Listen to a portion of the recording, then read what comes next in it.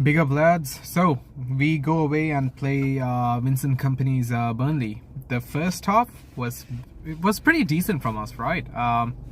Darwin Nunes, good goal by him within the first few minutes. Much needed for his confidence booster, and we created a lot of chances.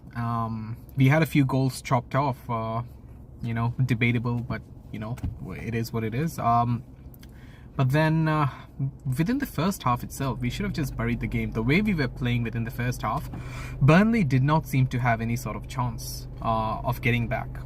Well, then on came the second half where we allowed Burnley, to get into the game. I think it all started when Harvey Elliott's goal got chopped off, and that's when Burnley, I guess the stadium and the fans, they started giving the Burnley the team the boost, that hey, come on, do go ahead and do something now. So that is when we switched on defensively, and I think defensively we had a really good performance again.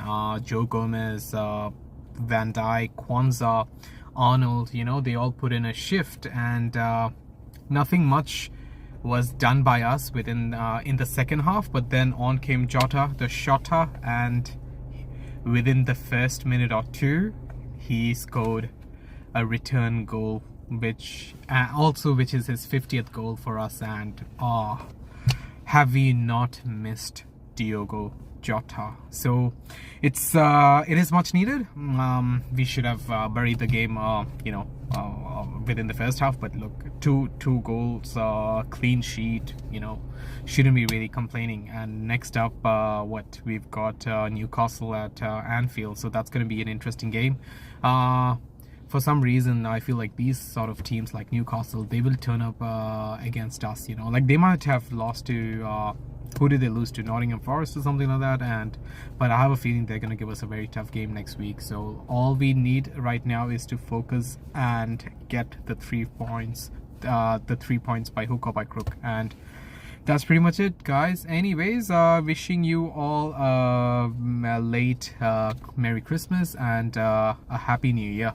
Ciao. Evening, Kopish community. Welcome back to another Views Review. Liverpool 2, Burnley 0. And before we get into the game, Merry Christmas, everybody. I hope everyone had a wonderful Christmas, spending time with family.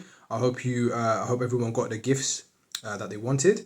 I hope everyone's Boxing Day sales, if you went there, was fruitful. But anyway, on to the game now. This game was very much like Jekyll and Hyde for me, man. Like up until the Elliott's disallowed goal, which I'll get into. I thought we played quite well for the most part. The only thing I will say is the fact that I think we're a bit too arrogant at times, because we were bopping Burnley off the park, and sometimes we could have been a bit more tidier with the ball, especially in the final third. Paul Tierney, I need to just remind myself that this is not my channel. So I will leave the audience to kind of fill in the blanks as to the type of curse words I'm using. This guy literally tried so hard to help Burnley. Now, here's the thing. In my opinion, I believe the first goal, initially I thought that was a foul by Nunes, but after looking back at it a bit more, you can see that it wasn't. Like, he tries to, like, the Burnley player doesn't even trap the ball properly. He doesn't know what he's doing. He doesn't shield the ball. He doesn't do anything. So ultimately, that's on him. But I'll give him the benefit of doubt. So we'll say that he's right. It's a foul. The second goal, nah, I'm sorry. You are smoking serious stuff, man. You clearly come back from Amsterdam, because I don't understand like how you've disallowed that goal. I understand that Mo is in an offside position, but he doesn't affect play and he gets pushed onside. Like you literally, like when you're looking at the VAR, when you're looking on the screen, you can see Mo getting pushed offside during build-up play. It's not a dislike, and also his position doesn't even affect the goalkeeper. The goalkeeper was already diving positioned himself to dive the wrong way. So I'm sorry, but that's just ridiculous. But anyway, after that, yeah, you can see that Burnley had just like it's like they scored an equaliser. They had a lease of life. Ment was in their corner.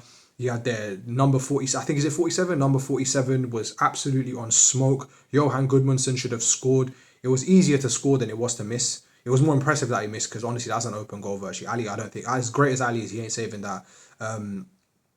But after weathering their storm, who else?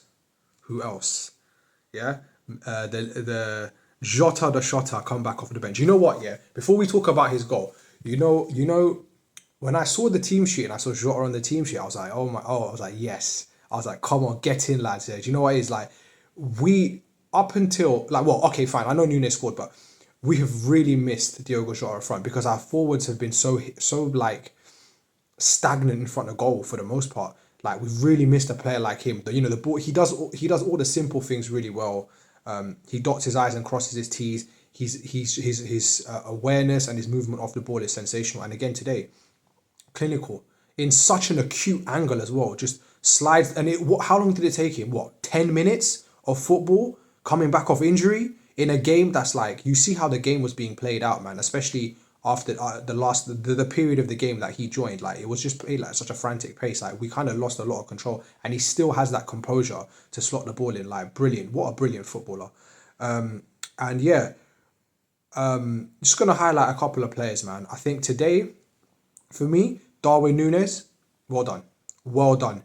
Today, I believe that he had a really good team performance. I think some of the things that he tried to do, he kind of looked silly because they didn't come off. For example, little back heels, little passes here and there. But I think that's more to do with the fact that that his teammates weren't kind of on his same wavelength than it was like he made like poor decision making. I thought for the most part his game was brilliant. He took his goal just excellently.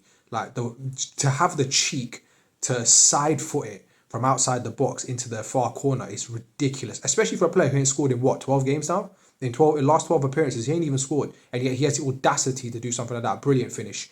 Who else I want to highlight today? I thought Cody Gakpo for me was quite good overall. I thought he did he had a few little flicks and tricks, and he held onto the ball, drove the ball forward really well. I think right now, I think the left wing should be a position that he should play more frequently, because I think one thing I will say, as hit and miss as Cody Gakpo has been, he has been shafted a lot. He plays left wing, he plays false nine, he plays in the middle of the park, and for an attacking player you need to have a little bit more what's the word I'm looking for, stability in terms of position and just like what is asked of you, because those three positions that he's played, they're all different roles for the most part. So I thought today he was very tidy. I liked his overall game. It's a shame he didn't get his goal. As much as I given Tierney that guy the benefit of the doubt, I do believe that goal should have stood, but that's neither here nor there. But anyway, people, I think that's enough from me. Remember, as always, like the video, comment, subscribe, send in your viewers review. Arsenal, it's over to you, and I'll see you lot after Newcastle. Peace.